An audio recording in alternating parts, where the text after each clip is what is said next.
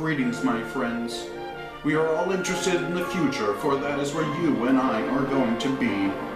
And in your future tonight, you will see one of the most shocking things you have ever seen. A vampire man review a movie from outer space.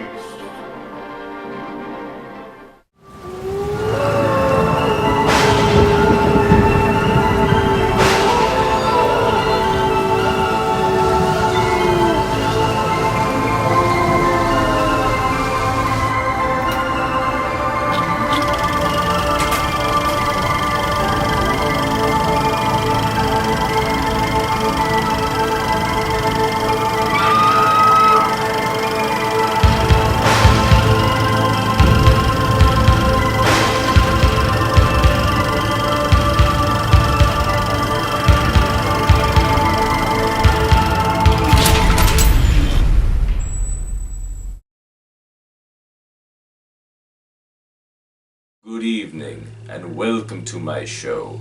Watch it freely, and of your own free will. I am your humble host, Count Vigostein. There are many terrible films that curdle the blood of those who hear the title alone, but in the case of Ed Wood, it's his name that causes so many upsetting feelings.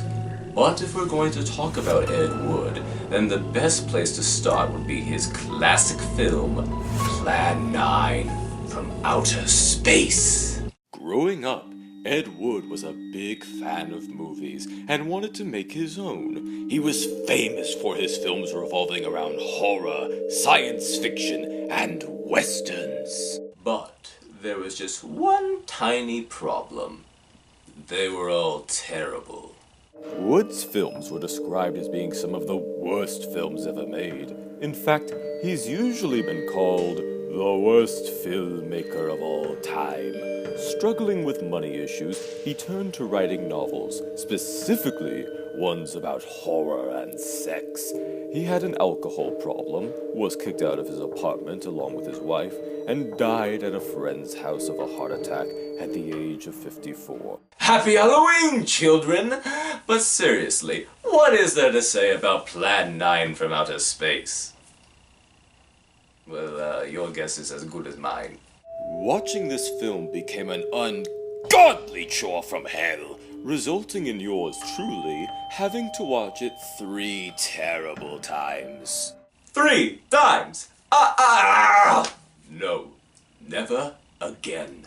But in all seriousness, let's go over the story. Let's see here. There's an alien invasion that brings the dead back to life, and they are doing this because, they want to teach humanity that violence and war is bad. I think? Yes, it's one of those films. The ones that try so desperately to be preachy, but come off as being incompetent. But the only thing I can say is, yes, Ed Wood, I too have seen The Day the Earth Stood Still, and it was a good film. But what am I saying? We have such excellent crafters working on this film, such as Dudley Manlove. And we have Dick Cheney on wardrobe. Dick Cheney is an admirable choice. I mean, with the amount of people getting shot at in this film, you need an expert to determine where the bullet holes go, and Dick Cheney knows a lot about that. And we have our special guest, Bela Lugosi, who appears in 3 scenes and then dies. Both in the film and in real life, as sadly this was Lugosi's last film. But don't worry, folks.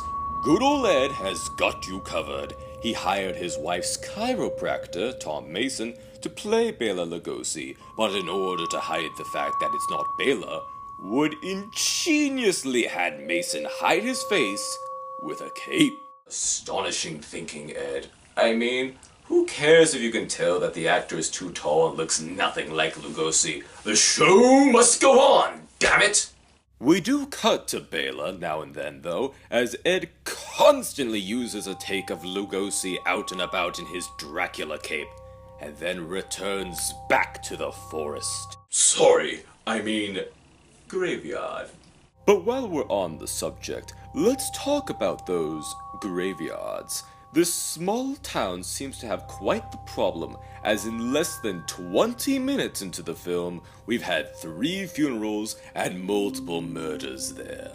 The one we start with is basically out in the woods, and the rest of the graveyard scenes happen in an oh-so-obvious soundstage, with curtains serving as night, and we spend almost 80% of the film there, with that horrid black sheet and the cardboard gravestones. There's so much cardboard in this film that it comes off as cheap. I mean, who would use cardboard to represent something that it's not? Now, if you'll excuse me, I have to do my annual inspection of my beautiful castle.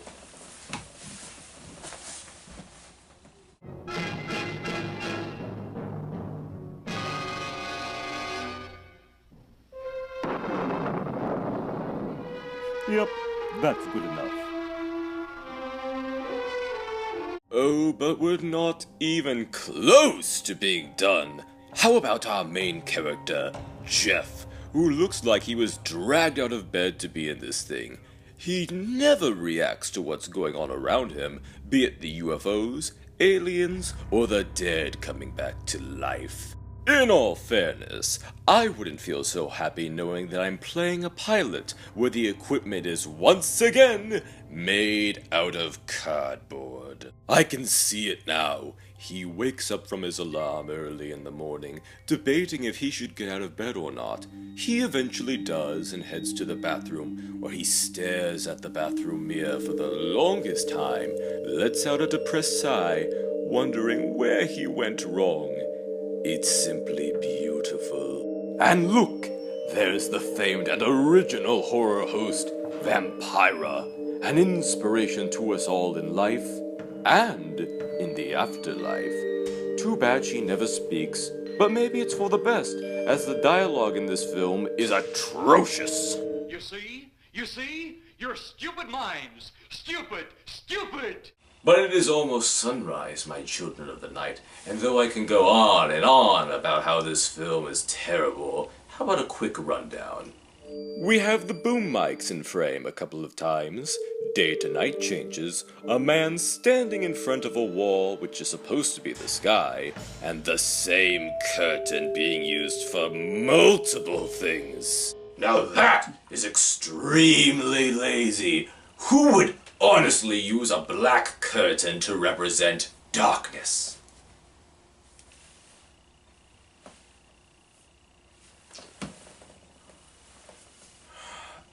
I need a drink.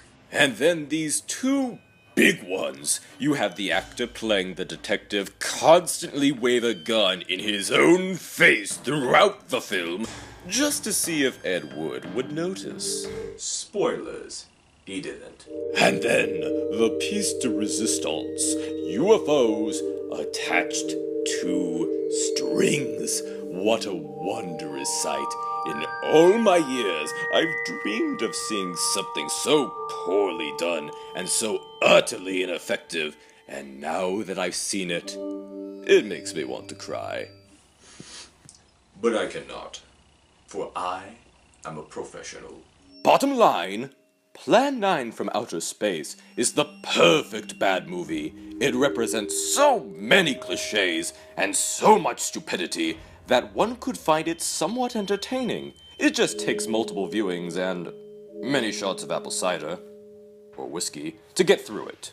But now, let it be judged. We have a fake cemetery, a creature carrying a girl away, over-the-top actors, under-the-top actors, cardboard, curtains everywhere, and UFOs on string.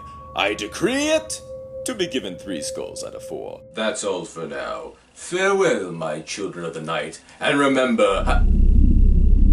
Do you hear that?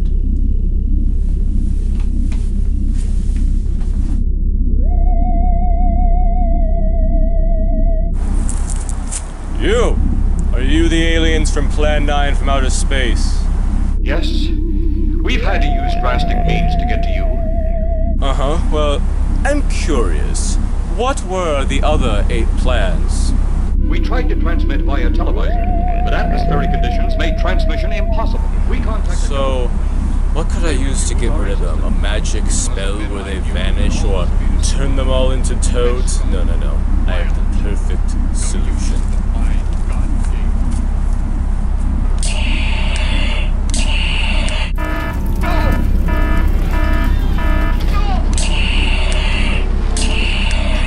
You see? Your stupid minds! Stupid!